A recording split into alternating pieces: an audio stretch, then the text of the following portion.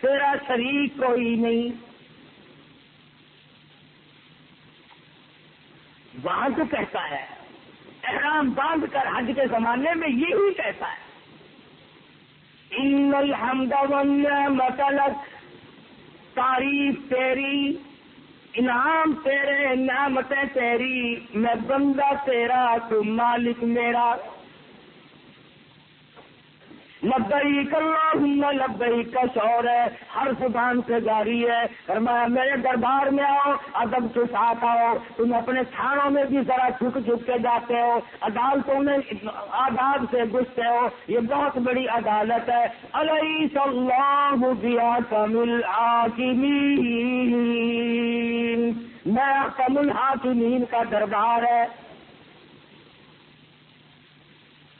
عاشقانہ مزاج کے ساتھ آؤ.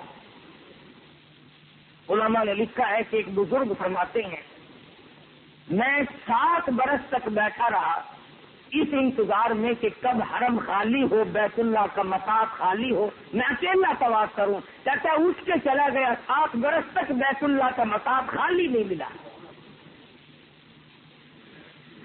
ہر وقت بیت اللہ کا طواف کرنے والوں کا ایک ہجوم ہے.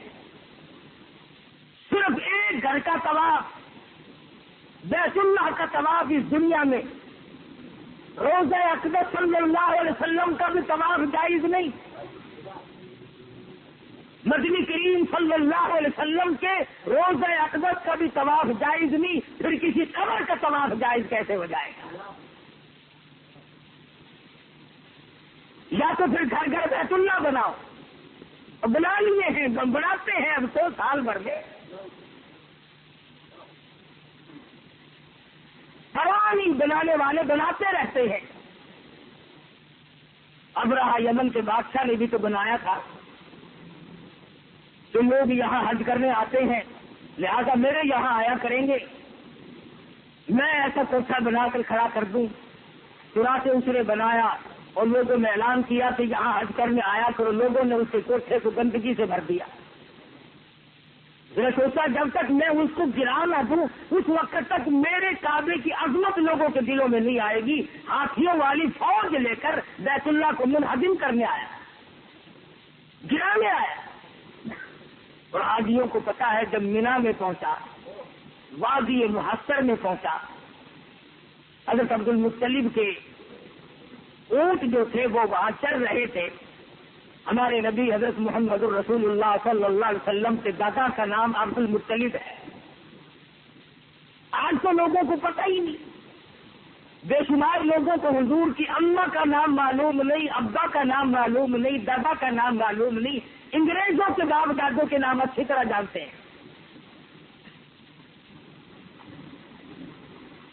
نبی کریم صلی اللہ علیہ وسلم کی دادا کے اونٹ ابرہہ کے سپاہیوں نے پکڑ لیے. مکہ شہر میں اطلاع چلی گئی، تیرے اونٹ پکڑے گئے. عبد المطلب بیت اللہ کے متولی ہیں، تابعین کے پاس ہے.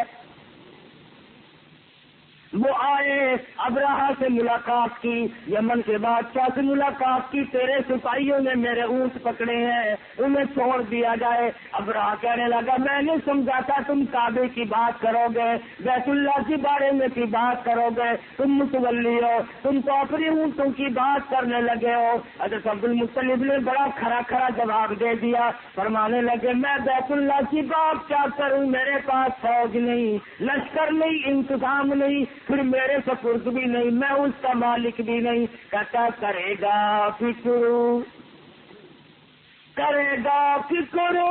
اپنے گھر کی، جو اس گھر کا مالک ہے، جو اس گھر کا مالک ہے، وہ بہروبر کا مالک ہے. میرے قبضے کی بات نہیں، میں اسے نہیں چھڑا سکتا. آپ تو اس کے پروردگار کے اختیار کی بات ہے، وہی اس کا مالک ہے. کہنے لگا میں تو گرانے آیا ہوں، دیکھ لو. حضرت عبد المطلب وہاں سے اٹھے. یہ مدنی کریم صلی اللہ علیہ وسلم کی پیدائش سے 15 دن پہلے کا واقعہ ہے. خدا کی قسم، آمنہ کے در یتیم تیری تشریف آوری سے پہلے کیا کیا صفائی ہو رہی ہے. کیا انتظامات ہو رہے ہیں. حضرت عبدالمطلب گھر پہنچے. حضور شکم مادر میں ہے, یتیم ہے, ماں کے پیٹ میں ہی ابا کا سہارا اٹھ گیا. اور خدا کی قسم کیا نظارے آئے ہوں گے جب عبدالمطلب نے حضرت آمنہ سے فرمایا, او میری بہو جلدی اٹھو, میری ساتھ چلو اور چل کر کے بیت اللہ میں دعا مانگیں گے. کیا نظارے آئے ہوں گے. عبدالمطلب آگے آگے چل رہی ہیں. حضرت آمنہ خاتون رضی اللہ تعالیٰ عنہ شہنشاہ کائنات صلی اللہ علیہ وسلم کو پیٹ میں لے کر کے چل رہی ہیں. حرم محترم میں جا پہنچے, بیت اللہ میں جا پہنچے. حضرت آمنہ سے ہاتھ میں غلاف کعبہ پکڑا دیا اور کہتا کہ دعا مانگی, دعا مانگی جناب آمنہ کو پاس بٹھلا کر, دعا مانگی جناب آمنہ کو پاس بٹھلا کر, الہی نصرت غیبی تو ہم کو اب مہیا کر. یہ علی شان بچہ جو ابھی ہے بطن مادر میں, بشارت تھی کہ اس کا نور چمکے گا تیرے گھر میں.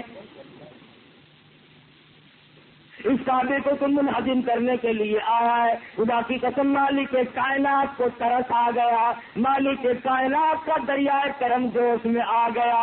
اور میرے محبوب کی اماں, یہ میرا دامن پکڑ کر جو تم نے بیت اللہ کی حفاظت کی دعا کی ہے, جاؤ جاؤ تم آرام سے بیٹھو.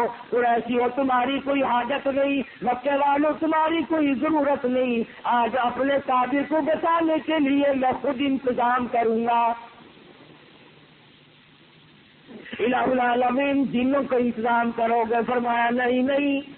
فرشتوں کا انتظام کرو گے, فرمایا نہیں نہیں. ہاتھی مقابلے میں لاؤ گے, فرمایا نہیں نہیں. ہاتھیوں سے مرایا تو کیا مرایا, بالکل حقیر سی مخلوق سے پٹواؤں گا.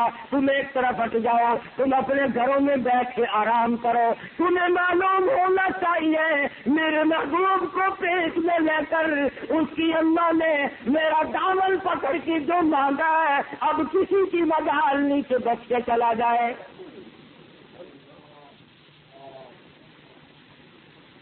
سید آمنہ خاتون رضی اللہ تعالیٰ عنہ دعا مانگ کے چلی گئی. خدا کی قسم کیا نظارے ہوں گے جب آمنہ نے پیارے پیارے ہاتھوں میں غلاف کعبہ پکڑا ہوگا.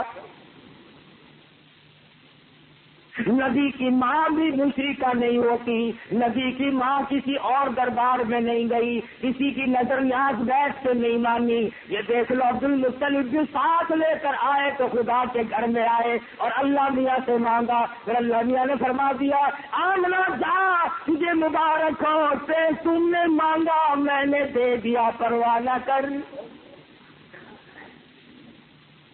اس کعبے کو بچانے کے لیے میرے پاس تدبیر کافی ہے.